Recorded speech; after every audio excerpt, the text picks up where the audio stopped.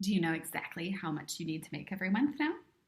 Is it a good thing or a bad thing? Is it scary? Is it bigger than you thought? Or is it lower than you thought? I remember the first time that I did this exercise, I was pretty surprised when I did kind of the dreamlining, the Tim Ferriss version, and I had some pretty awesome things like flying first class to Asia or something like on there, and I was like, oh, when you amortize it over a year, it's really actually not that bad. Of course, my dreams have gotten bigger in the last 5 years, so my budget keeps getting bigger. But now that you know that, we're going to look at the actual details of how you can make this happen, right? Because I know some of you are already freaking out because I know you. I'm so good that I know what you're thinking. I know that a few of you are like, I could never make that doing my ex with my ex gifts, and it's just not true. And this lesson is all about showing you why. So there are a number of different ways that you can actually earn money from freelancing and selling your services. But the most common ways are either hourly or project work, right? It's just one or the other is typically how people go into it. You could also do retainers and whatever. I am going to encourage you to never price yourself hourly again, at least as a baseline. You may do some hourly work on a kind of a side project like I used to do. I would do all per project when I was doing web design. I would do a custom bid. And it would be a per project price. And then anything that was out of scope was billed at a really high hourly rate. And that ensured a couple of things. One, I got a really great rate when I worked overtime. Two, those clients worked really hard to make sure that they didn't do those little last minute things that a lot of companies love to do, where they're like, oh, could you just do this? Could you just do that? And I'd be like, it's out of scope. It's $175 an hour. It's awesome. Little pro tip for you.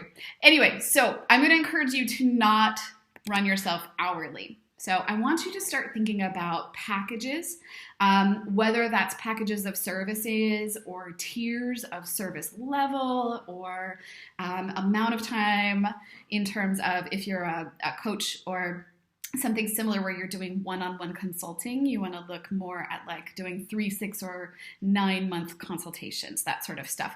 And you're going to be thinking about packages.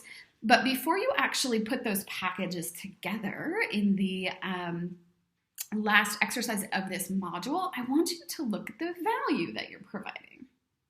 So this is really, really fun, and this is going to open your eyes. It's going, I hope, for some of you, this is going to actually make it mind-blowing how valuable what you do really is. So I want you to start thinking in business terms. We've been talking about this since the beginning. I want to teach you to think like a client so you can get more clients, right? So how we're going to do that is we're going to start talking in terms of money. See, it all comes back to money. This is why we keep harping on the money and we keep doing the money mindset, because business is about money. It is an exchange of value for money. And I want you to start selling value. You're no longer selling design services, copywriting services, graphic design services. You're selling value. And so the way that I want you to do that this week is start looking at your ideal client and the problems that they're really facing and they're hiring you for. And I want you to get detailed in terms of dollar amounts of what that problem actually costs them. I've got 3 really detailed exercises here, or examples, but I'll just go over one of them. So I want to talk about a copywriter, for instance, that maybe this copywriter is hired for an online retailer, and that online retailer makes about $50 every client that purchases with them. It's an apparel store. And they're hiring you, the copywriter, to write the description that goes under their t-shirts. That's it. That's the job, right? And so a typical freelancer would be like, oh, I charge, X dollars a word, or I charge $25. But you're not a typical freelancer. You're a 6-figure freelancer or more. And so what you're going to do is you're going to think about what that customer actually gets with your words. So when you have bad copy on your website, if you put up a t-shirt and there's no sales, maybe there's bad images, etc., you're not going to get as many sales, right? You're going to have poor brand image. You're not going to get a lot of press coverage. Maybe people are coming in, they're like, oh, this looks like shoddy and shady, and I'm either not going to buy, or they buy and then it's not what they thought it was because the product description was wrong, so they return it, right? Well, there's a dollar amount attached to each one of those things. So if your words, your product descriptions, you can write amazing, beautiful copywriting about this t-shirt and just make it the gift from heaven. This t-shirt is just, it's incredible. And it's just so amazing, it's gonna change lives. So it's flying off the shelves. If you think about it, if that company earns 10 more sales per day at $50, that's $15,000 in additional revenue each month. Think about it over a year. You're talking $150,000 or $180,000 that your little captions have created, right? And that doesn't take into effect the savings of, maybe they can cut the cost of an additional customer service rep because they're not having as many returns. And maybe you're saving $100 a month on postage because they prepaid all the postage and then they prepaid the returns. And so that's all a lost cost, right? But your product descriptions change everything.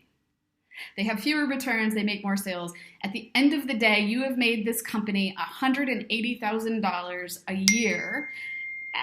Sorry about the text messages. I don't know why that's coming up on my laptop. You have made them $180,000 a year with, 5 to 10 hours writing these little blurbs, these little copy descriptions. Mind-blowing, right? So do you think your copywriting service is just worth $50 an hour? You just made them $180,000. I think you can do better. So I want you to do this for your own industry. Think about the client that you want to serve. Think about what it is you do, your special sauce in particular.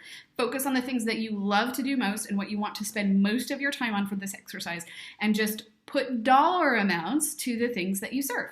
I've got examples here. If you get stuck, post in the Facebook group or email me and let me know, and I will talk you through it. But by the end of this exercise, I want you to have a dollar amount for what you are actually worth, what your service is actually costing or not costing, but giving to your ideal client. So the actual dollar amounts that your work turns into over the course of about a year. Let's say a year for now. You can narrow that down, but have fun with it. Let me know if you get stuck. I look forward to seeing you in the last lesson of this module. We'll set your actual packages.